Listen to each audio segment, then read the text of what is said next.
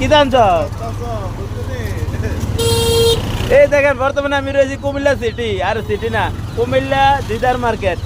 এখানে বিখ্যাত প্রতি শুক্রবার এখানে বিভিন্ন ধরনের পাখি বিক্রি করা হয়, বিশেষ করে কবুতর, হাঁস, মুরগা, বিভিন্ন ধরনের টিয়া পাখি, ময়না পাখি, হাঁস, মুরগা বিভিন্ন ইত্যাদি। এখন আমি রয়েছি কুমিল্লা দিদার মার্কেট, বলারামপুর দিদার মার্কেট। দেখেন কত ধরনের পাখি আছে, হাঁস, মুরগা, টিয়া পাখি, ময়না পাখি, সব ধরনের পাখি পাবেন। দোনো পাশে এইভাবে মানুষে বিক্রি করতেছে, প্রচুর ভিড়।